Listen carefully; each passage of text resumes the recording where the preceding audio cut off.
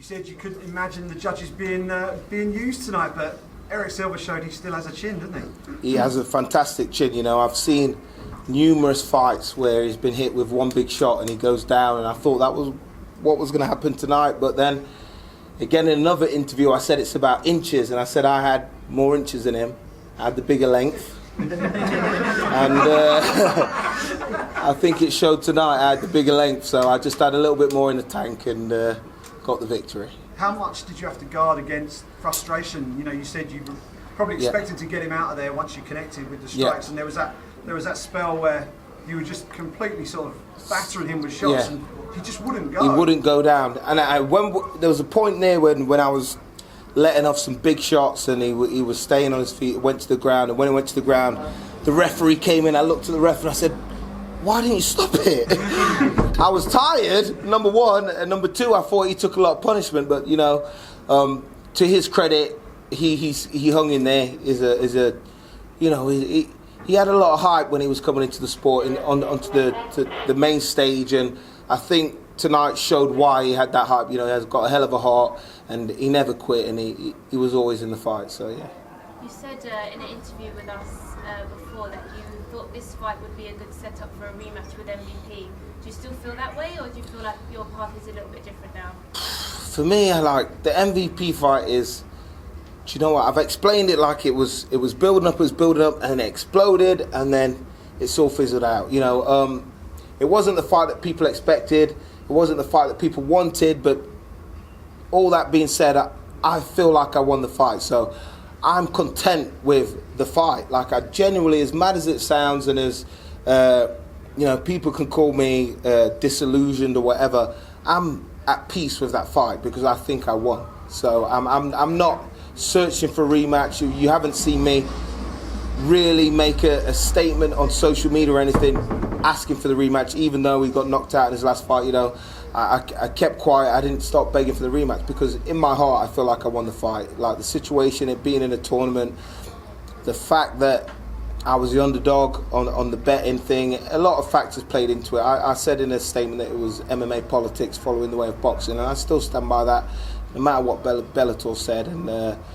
I feel like I won the fight, so I'm not hunting for a rematch. If he wants a rematch, he's got to create something to let for the fans to want the rematch. I mean, maybe storming in here now and swinging at me might warrant a rematch, but as far as I'm concerned, I won the fight. I know that fight, you made a conscious decision to change up your tactics and go a little bit more wrestling heavy to try and get into the mat. For those watching, it didn't feel like a real Paul Daley fight. Yeah. This felt more like a real Paul Daley fight. I know. How much better did it feel for you? Obviously, the result was better for you because you picked up the W, but in terms of how it felt mid-fight and actually going through, did it feel a lot more familiar and a lot more comfortable for you being in a proper tear-up rather than maybe a bit more of a tactical battle? Yeah, I did enjoy this fight more than I enjoyed the MVP fight. I'm not going to lie, but you know, in certain situations, you've kind of got to take what is presented to you. And honestly, like, everyone says it was a good tactic and it was a genius decision to take him to the ground.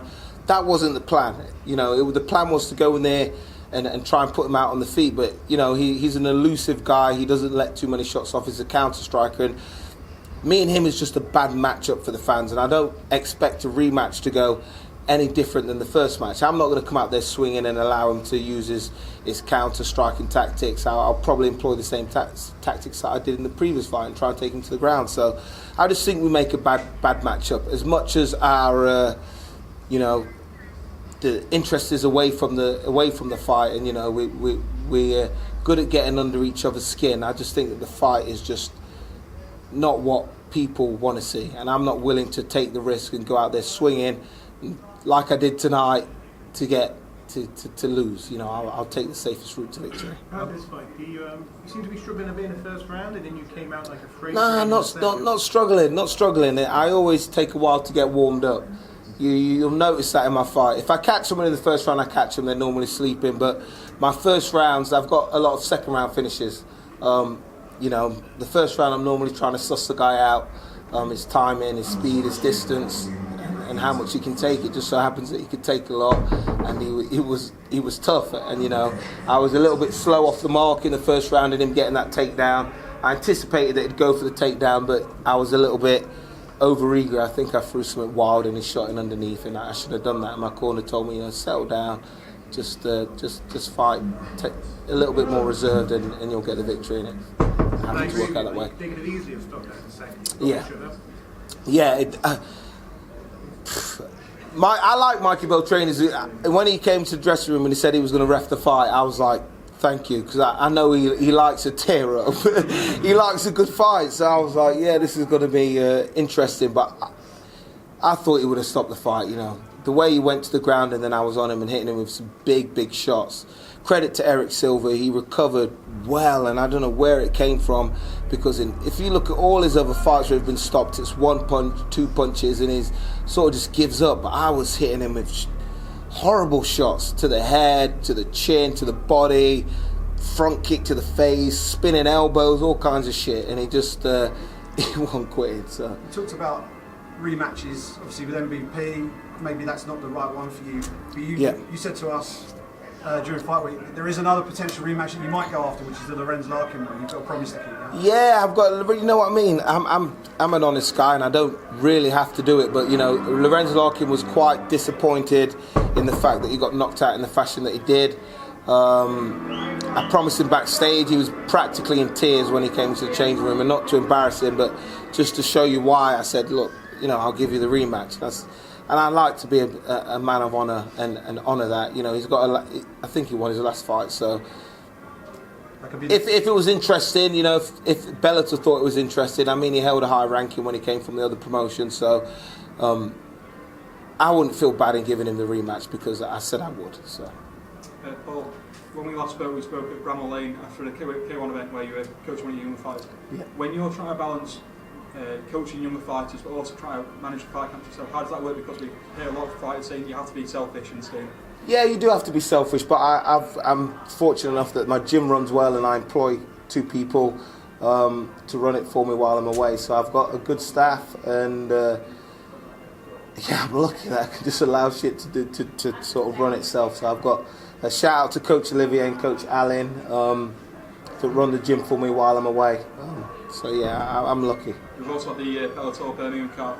Do you think we could, you're from Nottingham, do you think we could take a card to Nottingham maybe for one of the European I would absolutely love for the card to be Nottingham, and I think MMA hasn't been there enough in Nottingham, despite us breeding a lot of good fighters, if not from Nottingham and from around the surrounding areas.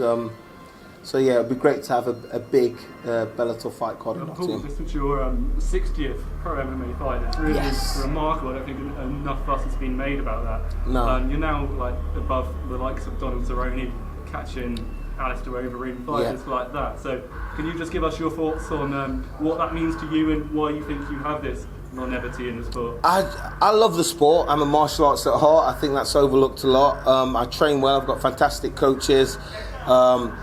Look, I don't tend to get hurt in fights, even in tough fights. You've seen I just been in a tough fight there. I don't tend to get hurt, and that is due to my coaching, my defense, and my experience. You very rarely see me busted up, no matter who I'm fighting, win, lose, or draw. I tend to come out of it fit, healthy, and still looking $1 million. How much of a quick turnaround are you looking for, Paul? It depends what's offered to me. I'm going on holiday.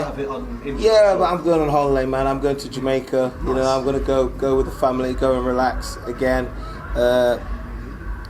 sip some cocktails, relax. Dublin in September. Does that interest you at all?